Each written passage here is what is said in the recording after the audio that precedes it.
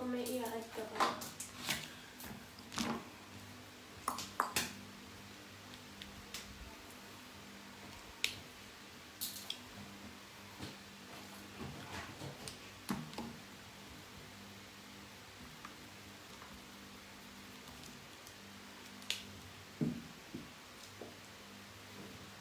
Papataas lang po ako.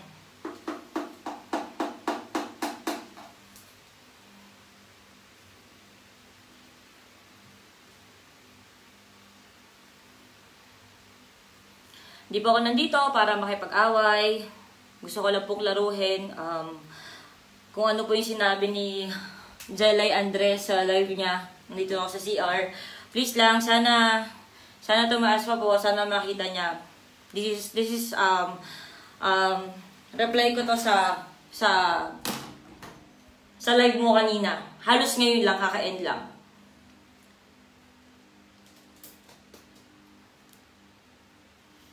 Sensya na sa itsura ko, sobrang di pa ako natutulog. Pataasin pa po natin para ano. Pataasin pa natin yung viewers para isang salitaan din parang kanina.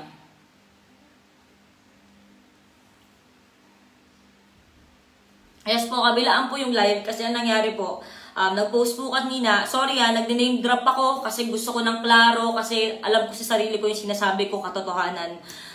Nasa sa inyo po kung gusto nyong maniwala o hindi, pero dahil gusto ko ng katotohanan, nag-name drop po ako. Ito pong live po ngayon is para sagutin po yung mga tanong at mga sinabi po ni Jelay Andres.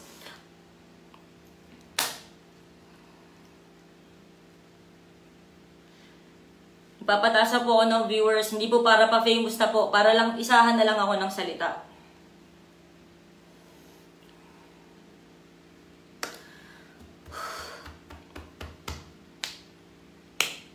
Kaya siguro okay naman na yan. So ngayon, nag-live po ako kanina at kinuwento ko po yung mga natandaan ko at gusto ko pong laruhin na lahat po ng sinabi ko doon ay katotohanan lang. Sobrang lahat yon katotohanan lang, wala pong halong pagdagdag, walang halong pagbawas, lahat po yun lang. So ganito po yung nangyari. Sinasabi ni Jelay kanina na, bakit ikaw yung biktima dito? Kasi kung papanoorin niyo po yung live ko, wala po akong sinabi na biktima po ako dito. Ang ginawa ko lang po, nilabas ko lang po yung totoong nangyari. Kung lumalabas po ngayon sa mga tao na biktima po ako sa nangyari, hindi ko na po hawak yun eh. Ang akin lang, gusto ko lang malabas yung katotohanan. Wala akong sinabi na biktima ako.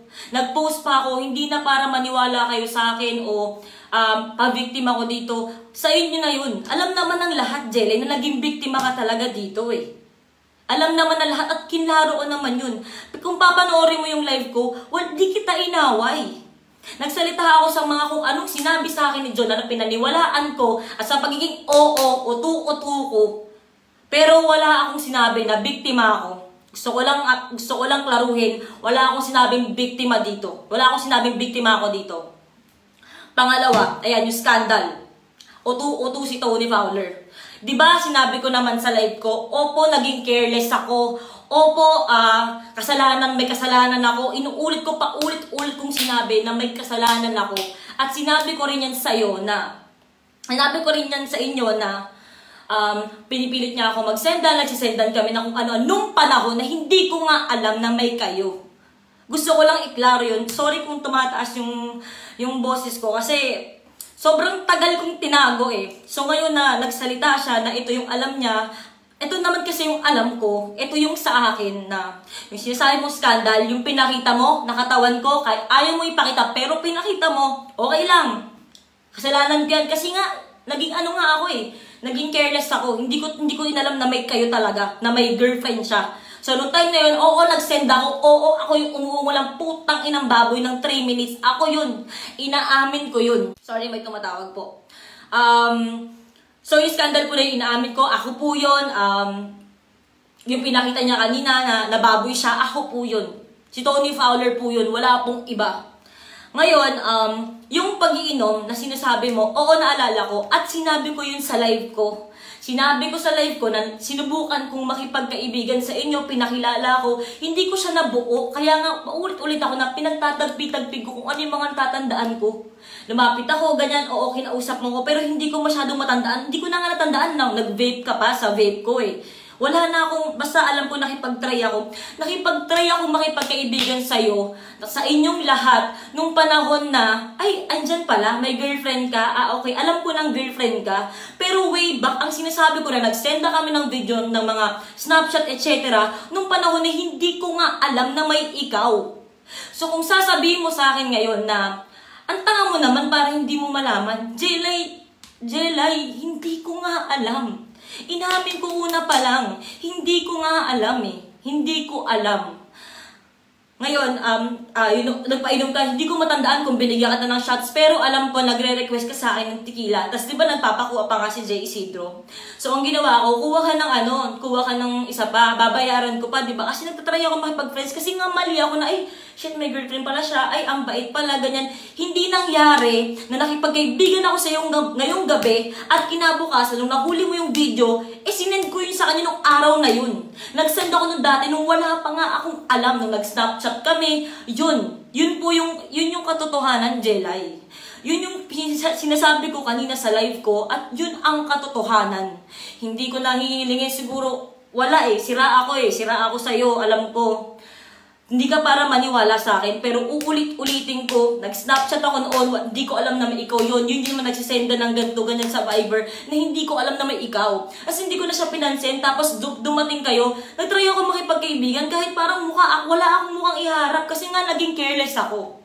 Sobrang naging careless ako na hindi ko inalam na may girlfriend si John. So, hindi po nangyari, Jelay, hindi nangyari na kinaibigan kita nung gabi, tapos nag-send ako ng kinaumagahan. Walang ganong nangyari. Kaya ako nasasalita ngayon kasi ngayon talaga ako nagsasalita na pagkakataon ko to. Wala naman ako ibang pagkakataon eh. Eto pa, sinulat ko yan habang nag-live ka, sinusulat ko ano bang po pwede kong sabihin sa'yo o sabihin sa mga tao. Ngayon, yung sinasabi niyong bayad sa Facebook at saka sa endorsement, sinasabi mo yan, side mo yan, kaya ako sinabi yung kanina na bayad kayo, ganyan, kasi si John nagsabi sa akin nun. Kaya please lang John, magsalita ka, di ba ikaw nagsabi niyan? Di ba may gig nga ako sa Pampanga, sabi mo umiiyak dun si Jelay. Kasi hindi ka nagpunta, mas pinili mong pumunta sa gig, which is pinost ko yung picture na yun, magkakasama tayo, kasama yung grupo ko, yun yung nag-MC ka sa amin. So, yun siya, wala akong sinabi ni Jelay to na nagbayad sila sa Facebook, and si John Gutierrez po ang nagsabi sa akin na ganun, okay? Si John Gutierrez po. Ngayon, yung kumakain ako sa labas, may nabanggit ka kanina na kumakain ako sa labas. Nung kumakain ako sa labas, kasama ko yung mga kaibigan ko ng birthday ni John na ang alam ko, wala na talagang kayo.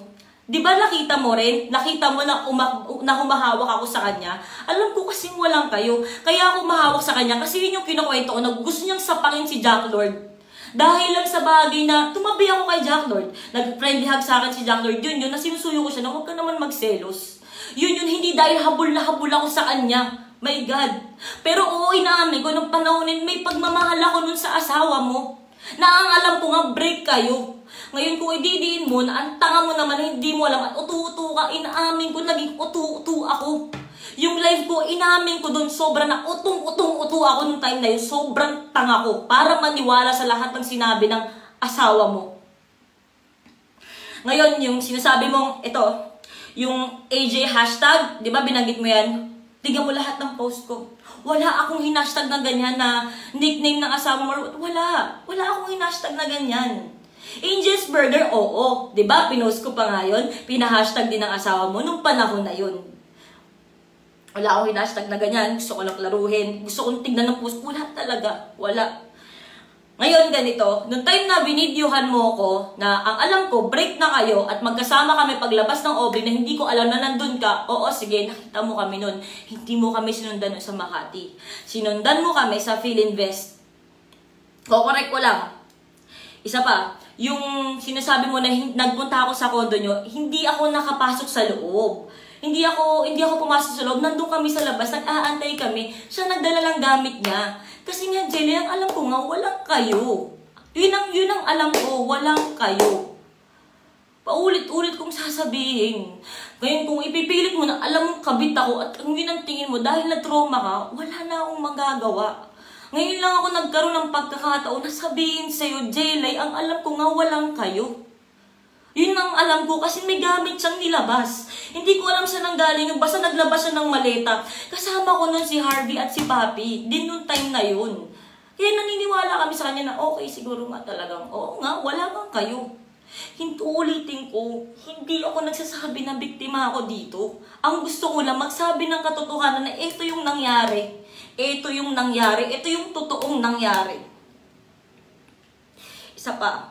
Yung kay RBC sa pangbabash sa'yo, sa totoo lang, hindi ko pa nakakausap yung manager ko tungkol dun.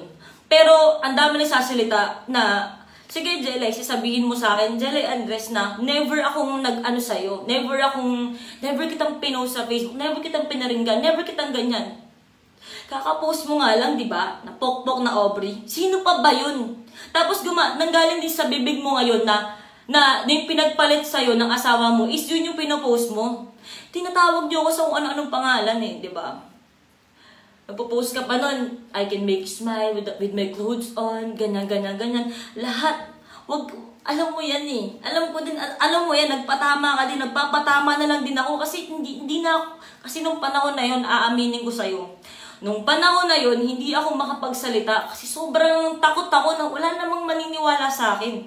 At sinabi ko yun sa live ko kanina, na wala namang maniniwala sa akin. Kaya hindi ako nasalta, nagpaparinig ka. Nagpaparinig lang din ako. Kung feeling natin may nauna sa atin, may nauna sa'yo, ganun eh. Kasi napipikon din ako minsan eh. Diba? Magaganyan katulad niyan. Kaya ako na-trigger ngayon kasi nag-post ka ng Aubrey ako, pokpok ako.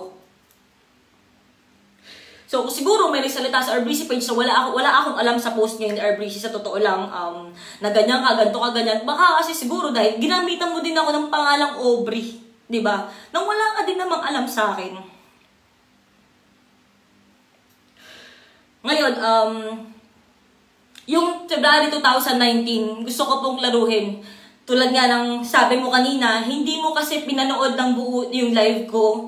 Doon ako nag-explain. Sana pinanood mo dahil doon ko talaga in-explain na talagang walang nangyari. Wala akong ginawang masama. Hindi ako para makipag-agawan sa asawa mo.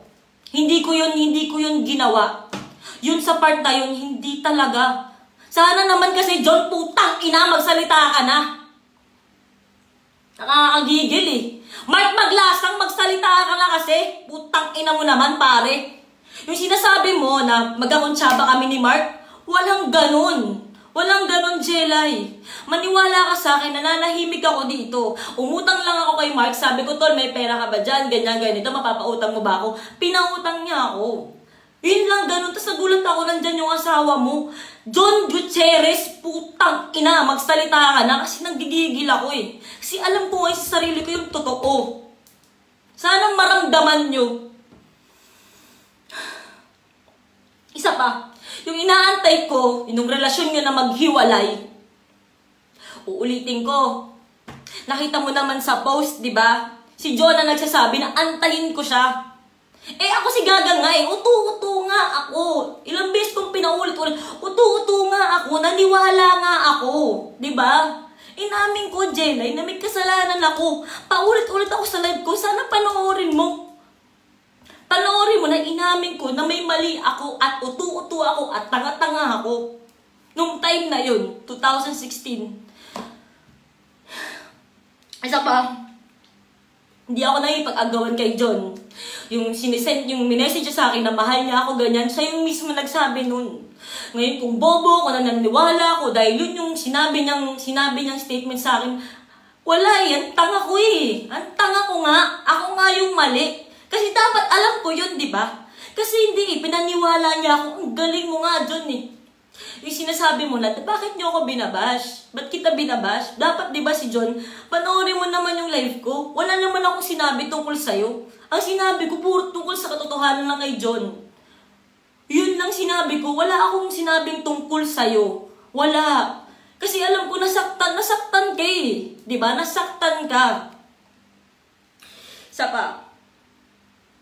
Diba, tulad yan. Ulitin ko, nakalagay kasi dito eh. Tinake down ko talaga. Tinake down ko. Tinawag mo akong ahas. Ikaw nagsimula ng post, di ba, ng parinigan na magpapalakas ako, nag-gym ka pa. Kalatin sa Google na mga ano ka ng ahas. So ako naman, di ba, dahil nga bobo ko nun, di ba, nilive ko kanina eh. Baka nga talagang kayo pa. Naniwala ako eh. Naniwala ako na walang kayo. Paulit-ulit ako. Paulit-ulit ako. Nung time na yun, oo, putang ina, ako yun. Ako yun. Ako yung pinakita mo kayo na ako yung baboy. Pero nung time na yun, tang ina, hindi ko alam na may ikaw. Hindi ko alam. Isa pa. Puro katotohanan lang to. Katotohanan lang. Yun. Tulad na nga sinabi ko dito. Hindi mo pinanood ng live yung video, hindi mo pinanood ng buo yung live ko. Sana napanood mo, hindi kita tinitira. Ang tinitira ko yung pagsisinungaling sa akin ng asawa mo noon. At tinitira ko yung hindi siya nagsasalita ngayon sa katotohanan. Mark Maglasang, tol, tumawag ako sa iyo kagabi. Umiiyak ako, di ba? Anong sabi ko sa'yo? Tol, putang ina naman, walang bayad yan si John. Magsalita ka naman para sa akin, kaibigan ba kita? Uulitin ko, sabi ko sa live ko kanina, anong sagot ni Mark? Tol, pag hindi ko ba ginawa yan, kaibigan mo pa rin ako. Tahimik na lang ako. Wala naman kasi nagsasalita eh. Walang nagne-name drop. Ako na nagkaroon ng bayad para sa sarili ko. Isa pa, yung last ko, oo, alam ko na-depress ka. Na-depress ka. Nakita ko yun. Nakita ko. Pero ako, ayoko makipagtaasan kung sinong mas depressed o what. Pero Jelay, sinaktan ko yung sarili ko. Hindi ako nagdadrama, hindi ako. Kanina yung naiyak ako. Kasi ang sakit, kailangan kong balikan din. Kung baga ikaw, trauma mo yun. Ako din binalikan ko eh. Kailangan ko ikwento. Kaya naiyak ko kasi talagang sinaktan ko yung sarili ko. Walang kapekean yun. Walang pagpapaka-fame whore. Wala, sinabi ko. Ngayon, isipin mo, di ba iminom kami nun ng NC? Tapos yung nangyari, di ba pinatatukan niya? Yung sinasabi mo na, kaya ako naglaslas dahil pinatatukan niya? Hindi totoo yun. Kasi putang ina, ito aaminin ko na yung totoo. Putang ina, puro yakan sa putang inang live na to. Aaminin ko yung totoo. Tulad ng sabi ko kanina, parang kaya ako naramdaman na putang ina, gusto ko nang mamatay. Dahil putang ina, tinatago ko pero ilalabas ko na lahat. Puta, puro katotohanan lang. Kaya ako naglastas nun. Kasi dinamay niyo yung anak ko. Dinamay ng mga fans mo yung anak ko. Oo, may anak ako. May anak ako. Doon ako nasaktan. Sana ma-rape yung anak ko. Sana magambang yung anak ko. Bilang ina, masakit eh. Oo, sige. Husgahan niyo ako bilang ina. Hindi ka matinong ina. Putang ina ka. Pasensya na. Wala itong trabaho ko. Ganito, hindi ko na kailangan na-explain bakit ito yung trabaho ko. Di ako okay na ina. Oo, sige, may pag-uulang ako. Baka nga. Kasi hindi ako magandang halimbawa. Pero putang ina, hindi ako nagkukulang sa pag-provide sa anak ko. Ginagawa ko ito lahat para sa anak ko. Kasi mahal ko yung anak ko. Hindi ako naglastas dahil putang ina pinatato ka. Hindi totoo yan. Naglastas ako nun kasi gusto ko nang mamatay. Kasi sinasabi lahat ng tao, wala kang kwentang ina. Nilalabas ko na. Diba? Nilalabas ko na lahat. Kaya ako naisip at na-depress ako nun dahil sa anak ko. Alam ni John yan. Sabi ko, John, magsalita ka naman. Kahit di na para sa akin, tol. May anak ako, tol. Iniyak ko rin yan kay Mark kagabi. Sabi ko, tol, may anak ako naman. Parang awa mo na magsalita ka naman. Pero wala. Wala eh. Di ba, XB sila eh. Tropa sila. Sige lang, tol. Sige lang. Sorry talaga, hindi din ako, alam ko si Jelay din, hindi niya ginagawa magpaawa o humingi ng simpatsya. Hindi rin ako humingi ng simpatsya sa inyo. Sadyang nadadala lang din talaga ako. Pasensya na. Isa pa. Yung sinasabi mo na nag-uusap kami na magkikita kami, Jelay walang ganun. Jelay walang ganun. Nagtanong ako sa mga taga Las Piñas kung pwede ko bang kunin yung CCTV. Hindi daw pwede kasi wala namang crime or etc. shit. Kaya kung sino mang nanonood dito na taga sa Las Piñas, tulungan niyo ako. Sana makuha ko yung CCTV para siguro pag napakita ko sa'yo, baka mawala yung trauma mo kahit papano. Baka tulong man lang na hindi, wala akong ginawa. Na wala din ginawa sa akin yung asawa mo. Nagpunta siya, wala akong ginawa. Isa pa. Sorry. Isa pa. Uulitin ko, nagpakilalang single nun si John na wala nang kayo. Uulitin ko lang, paulit-ulit lang na nagpakilala siya nun. Oo, sige Jelay, naging utu-utu ako. Oo, sige Jelay, naging tanga-tanga ako.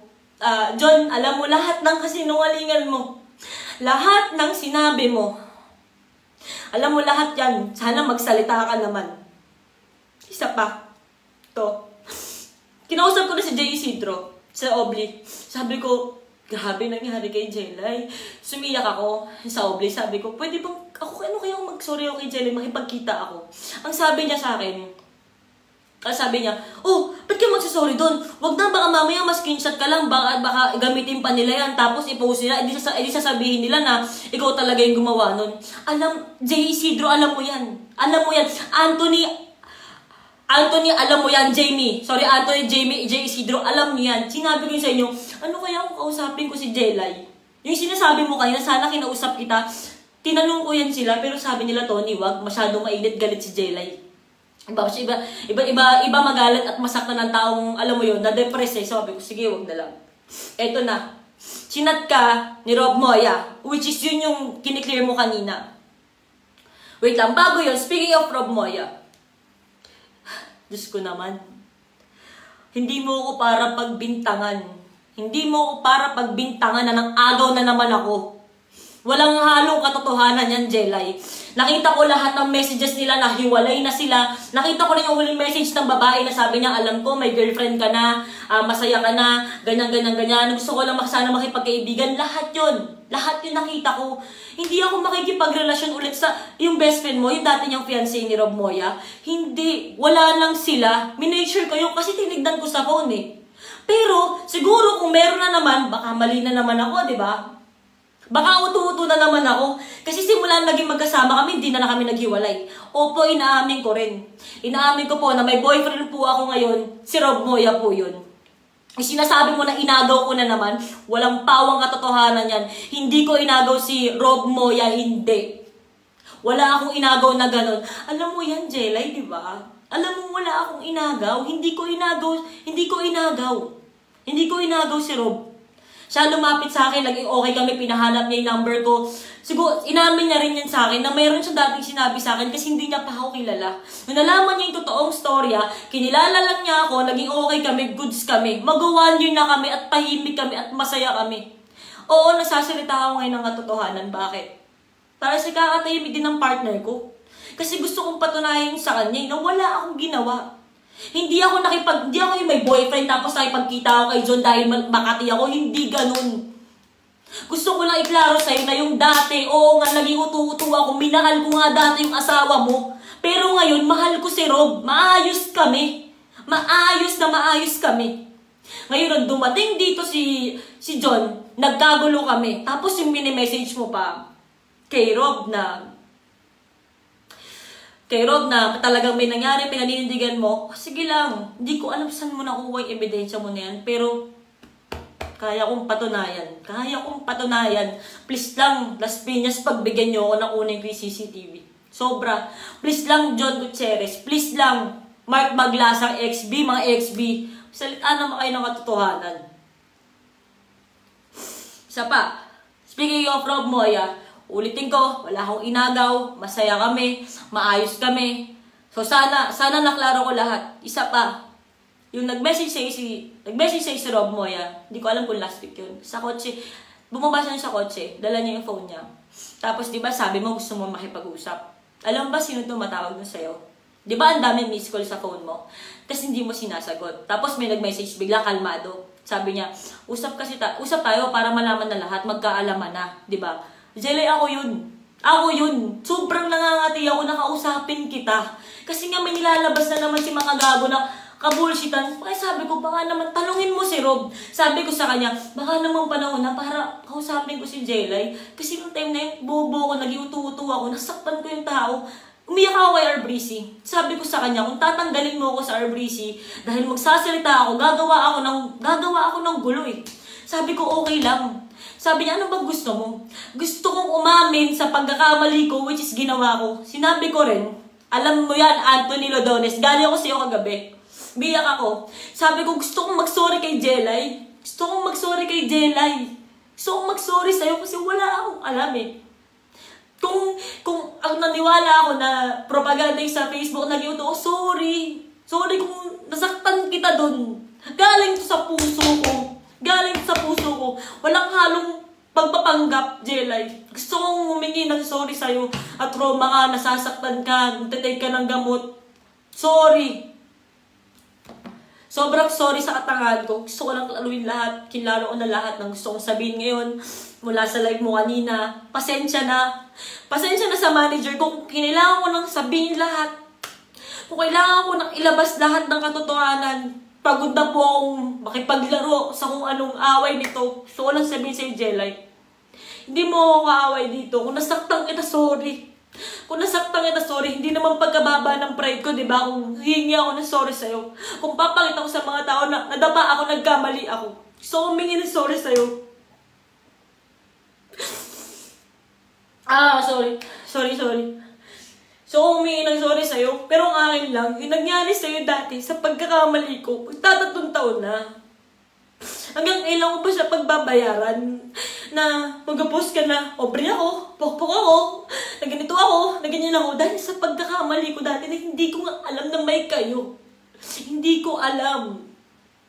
Ngayon, ito yun. Oo, sige, nagpaparinig ka. Sinimula mo sa post mong ahas ako. Nagsunod-sunod tayo, nagpaparinigan tayo. Alam mo yan, alam ng puso mo yan.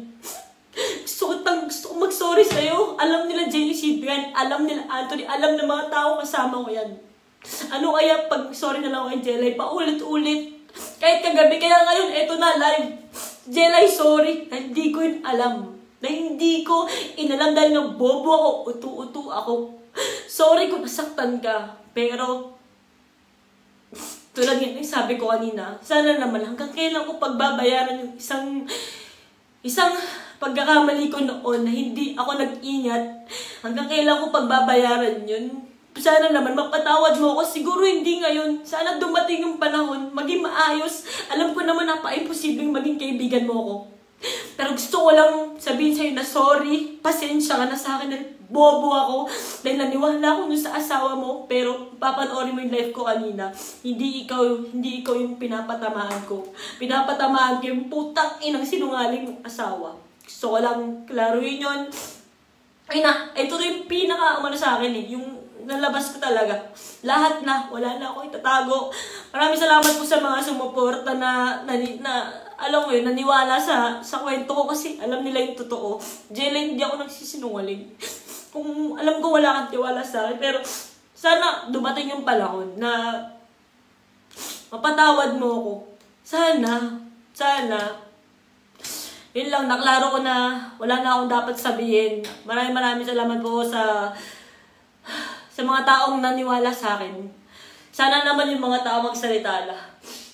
Maraming salamat po. Wala din po akong plano mag-delete ng live. Maraming salamat po. Yun lang. Jelay, I'm very, very sorry. Sana one day, papatawad mo ako sa pagka-uto-uto at tanga ko dati.